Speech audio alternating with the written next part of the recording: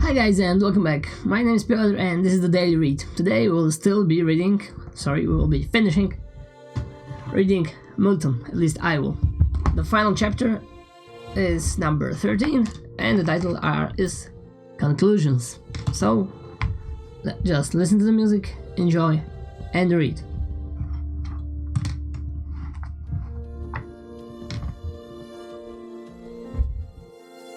Oh, I'm not setting up the timer because this is the last chapter. I want to finish this and see what it has for us. Let's dig in.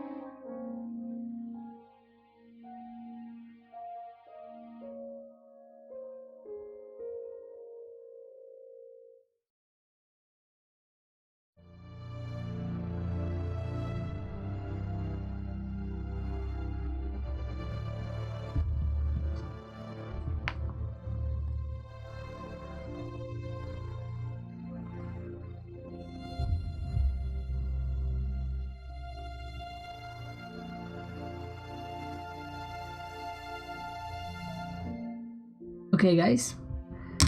So finally, I did manage to finish this book. My god, I'm so happy. Seriously, when I started this channel, I just wanted to finish one book, and it was like something that is holding me accountable for actually doing that shit. And I finally did it. And let's talk about the highlighted conclusions from Milton Friendman, Freedom and Capitalism. So in 20s and 30s, of the 20th century in the US, people thought that capitalism is not the best system. And okay, but they had the only model that they could compare this eventually was an ideal model, because previously it wasn't, there wasn't nothing like that. Everything was pretty much more or less controlled by the government.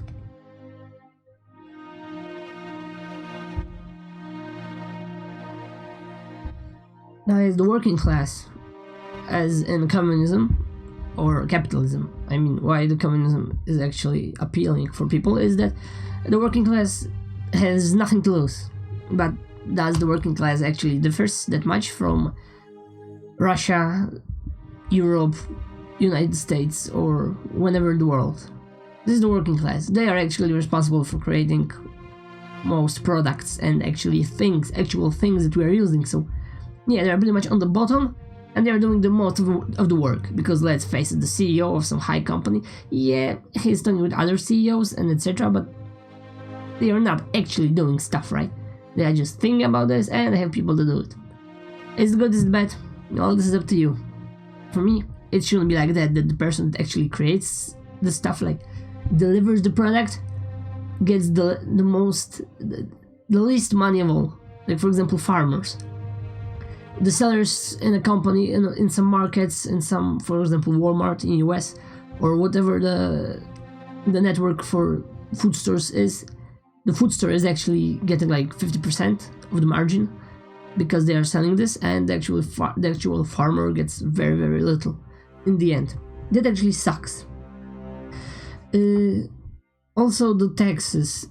Given that the company doesn't really need to pay tax, and it's a lot more efficient to actually reinvest that money, this actually makes all those major corporations grow that much. Because otherwise, if you would be an owner of a company, you can think like, I need to pay around $3,000 of taxes.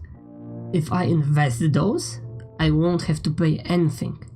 So if the margin for your taxes is around, for example, 30%, you just earn 30%, because you didn't have to pay anything to the government, and you can buy stuff for it. Of course, you need some margin. You got to have some hard currency to pay for your mortgage, for your food, etc., for the gas, and so on. But still, it really compels you to reinvest and buy new shit.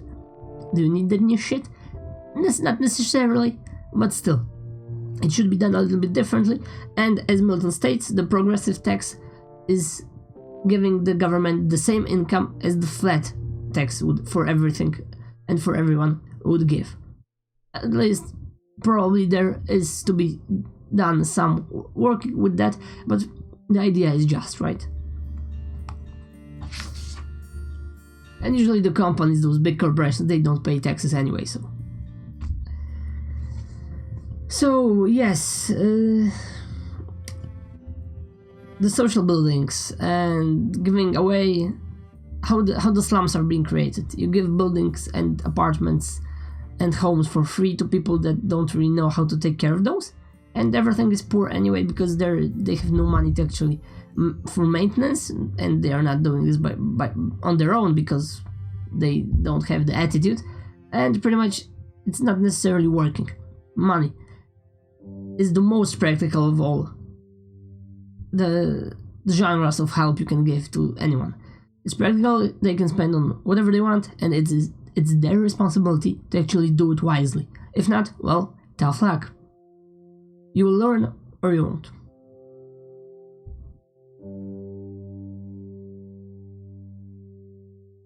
Usually, if the government does something, it usually has the opposite effect, unfortunately. The educational system, it's better than it was, but it's still, given the political correctness and all that shit, it should be a lot better. It should be reformed, and the educational bond or something like that should be in place. We did discuss this previously. The anti-monopoly schemes and setups, this is also a good idea from the government. So, like, it's not that the government, everything that they do is bad and wrong. They have good ideas. Eventually the execution of that is shit and sucks, but in the end the ideas are just. Like, for example, the anti-monopoles, but unfortunately it's still not enough. The law and order, for example, access to judges, etc. It's also, you need to wait for ages to have a dispute settled. It shouldn't be like that, especially in a big cities that there are a lot of people. Everyone has a problem with something. Yes, the next issue. The next point we might discuss. The government. We are Democrats, more or less. Even Republicans still need to have most in the Congress. We decide what is better for the rest. If there are more of us, we know better. But do we know? No, we don't know better. There are simply more of us. Let's keep it at this, because we might say something and do something that is not the best intention for everyone, but we have the major vote, so everyone has to do what we want to do. Like, should it be like that? Well, Milton says not. I also agree, because, for example, if someone wants me to pay a lot more taxes for someone else, well, if most of the society is agreeing, well, I'm not agreeing, and it doesn't really compel me, and I don't feel good about that, because I'm working my ass off 25/8, because 24/7 is passé. And still, why would I need to agree, right? I can't do nothing with this. Yeah, so pretty much the business for the majority overrules the business of minority. But is it? We are currently having a pandemic. Pretty much, more or less, the death rates are 1 to 3%. It's not democratic, because everyone actually has very bad right now. There are lockdowns, people are losing businesses, families are being broken up, and etc. etc. Is it really for the best of the majority of us? No, I would say no. It's only the minority that will get profit from that. And that actually sucks.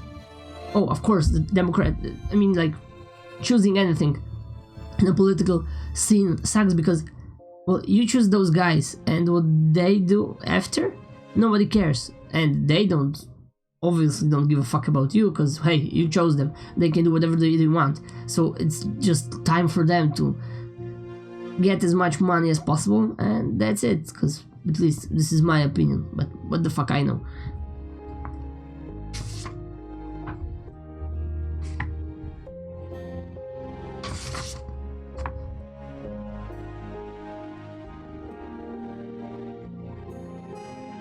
Another thing is that the government, for some of the fields, like for example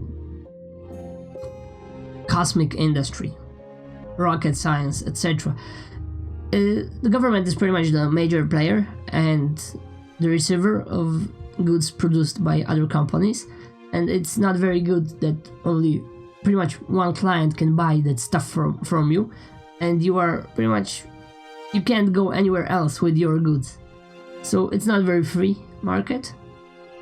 It should be a lot easier for anyone, for example, to make their own satellite, but of course it's not that easy. But it shouldn't be like that only one government can decide about anything.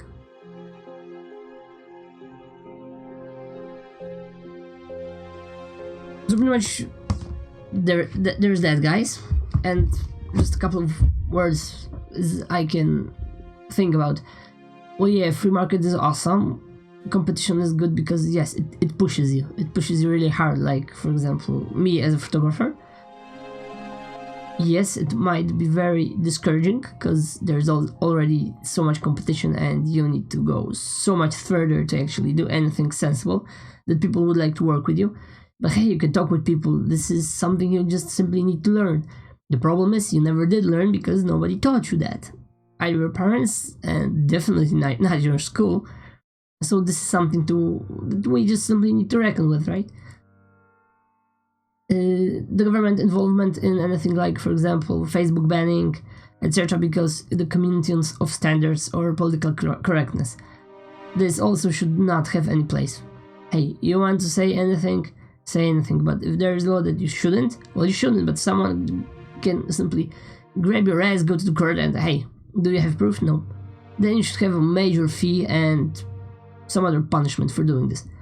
It should be self-explanatory for people. Like there shouldn't be even any court involved, in my opinion. I mean, I don't know how to do it exactly, but this should be self-repairing. Like if someone has problems and, for example, is a totally opposite in a political way, he or she should be able to, of course, defend their place. But in the end, most of the arguments, as far as I think, if something is true, then this is true, right? Like if you think that communism is good, okay, you think like that, but we have proof that it's not good, it never worked, and it never will be working because people do not behave like that. And the major power people as we do have is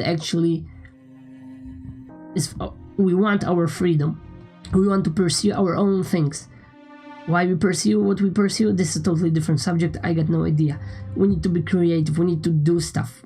And not, of course, pay taxes before we do actually and sell it, because otherwise it won't build creativity in us.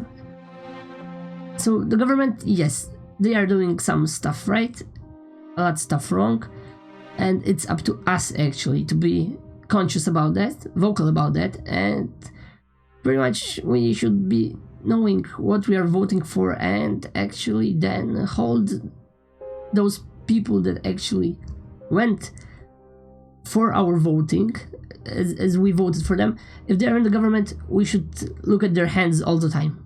They are for us pretty much, right? Because we chose them. It shouldn't be the other way around. We are not just simply to pay taxes and survive. We want to build, create, do stuff, travel, etc. We would like to experience everything that is on the internet, but unfortunately most of us won't because, well, the money. And as we can see, or as the historically everything shows us, the free market is only the safest place. But of course, people will argue that there are a lot of social expenditures from the country, from the government. Yes, social stuff is bad. People should earn everything on their own. And that's it. So guys, I hope you enjoyed. The next book, I will choose something nice. I am really glad we finally did it. I recommend this. You should read it on your own. You should reflect on that. Just because that you will have then arguments and you will be able to know why something is wrong and why something bad, and why doing something that seems not very frightening in the beginning afterwards might be very, very bad, because this is small steps that we're taking towards more or less controlled society, and in the end we want freedom, capitalism, and everyone for their own. Then we can organize and we can work to the best of our abilities, and those abilities will be a lot better because the competition will not sleep and we won't either. Okay guys, thanks for tuning in and see you next time.